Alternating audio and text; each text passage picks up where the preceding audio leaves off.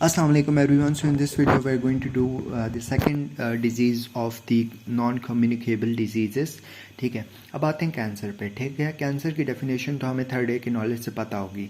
क्या होता है कि एक मास होता है, ठीक है, जो ग्रो करता है अनकोऑर्डिनेटेड वे में.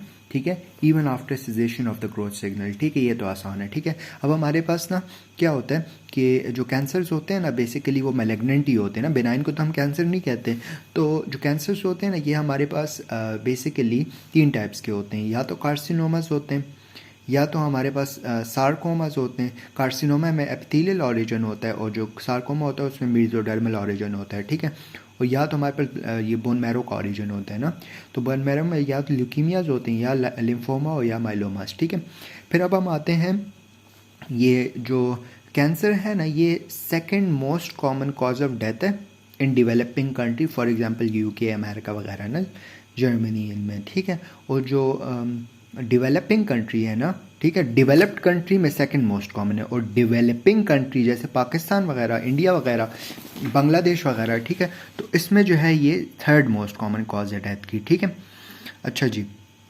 फिर इसके बाद पाकिस्तान में 1 लाख लोगों में 100 लोगों को कैंसर होता है. ठीक है, अब मेल में जो है ना लंग्स कैंसर कॉमन है सबसे ज़्यादा, और स्टमक कैंसर कॉमन है. ठीक है, और जो फीमेल है उसमें ब्रेस्ट और सर्विक्स का कैंसर याद रखना है. ठीक है, फिर इसके अलावा मेल में हमने याद रखना है लंग्स, स्टमक, और फीमेल में ब्रेस्ट और सर्विक्स, और इसके अलावा कोलॉन, रेक्टम दोनों में याद रखना है एक साथ. ठीक है, अच्छा. फिर इसके बाद हम लोग आते हैं कॉजेज़ ऑफ कैंसर. ठीक है, अब जो कैंसर की कॉजेज़ होती हैं ना या तो इन्वायरमेंटल कॉजेज़ होती हैं और या तो हमारे पास जेनेटिकल कॉजेज़ होती हैं. ठीक है, इन्वायरमेंटल कॉजेज़ में क्या हो सकता है, जैसे कि टोबैको हो गई, या स्मोकिंग होगी, या अल्कोहल हो गया, या डिफरेंट बैक्टीरियाज होते हैं जैसे कि एच पाइलोराई जो है ना वो हमारे पास माल्ट लिम्फोमाज और डिफरेंट कैंसर्स कॉज करते हैं ना, gastric cancers.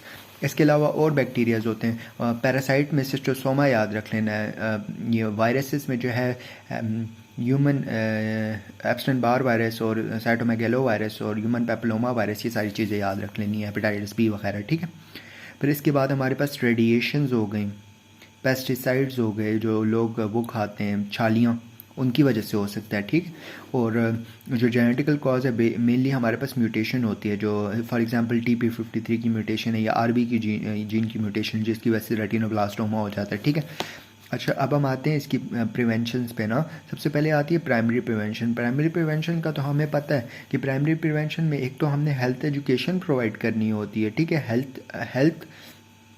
Health promotion and specific protection करनी होती है ना. तो इसमें क्या होता है, जितने भी रिस्क फैक्टर्स हैं ना उनको हम लोग एलिमिनेट करेंगे और हेल्थ एजुकेशन प्रोवाइड करेंगे. लाइक फॉर एग्जांपल एक बंदा अगर स्मोकिंग करता है, टोबैको अल्कोहल यूज़ करता है, तो हम उसे कहेंगे कि अल्कोहल टोबैको मत यूज़ करो. हाइजीन किसी की ठीक नहीं है तो उसको हम कहेंगे कि हाइजीन ठीक करो. ऑक्यूपेशनल एक्सपोजर किसी का ज़्यादा है किसी ऐसी चीज़ जगह पे जहाँ पे कार्सिनोजेनिक एजेंट्स हैं, तो ऑब्वियसली उससे एक्सपोजर कम करवाएंगे. ठीक है, तो यही हो गया.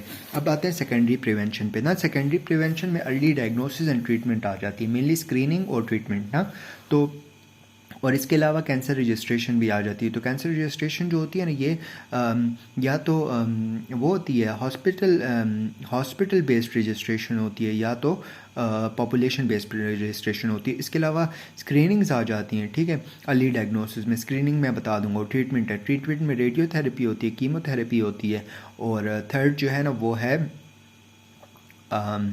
सर्जरी. ठीक है, अब हम आते हैं स्क्रीनिंग ना. स्क्रीनिंग जो इंपॉर्टेंट है उसी की कर लेंगे. जैसे कि जो सर्वाइकल कैंसर होता है तो उसके लिए पीरियोडिक पेल्विक एग्जामिनेशंस करते हैं. ठीक है, और इसके अलावा वी डू पैप्समेयर. ठीक है, अब जो ब्रेस्ट कैंसर होता है तो उसके लिए या पेशेंट जो है ना फीमेल पेशेंट या तो सेल्फ एग्जामिनेशन कहती है ब्रेस्ट की, या तो डॉक्टर के पास जाती है तो फिजिशियन एग्जामिनेशन करता है पल्पेशन के ज़रिए. ठीक है, या तो थर्मोग्राफी होती है या तो मैमोग्राफी होती है. ठीक है, फिर इसके बाद जो लंग्स कैंसर है ना तो उसके लिए हम लोग एक तो चेस्ट एक्सरे करते हैं और एक स्प्यूटम साइटोलॉजी करते हैं. ठीक है, that's it, we are done with the cancer. If you guys have any question you guys can ask. Thank you, जज़ाकल्लाह खैर.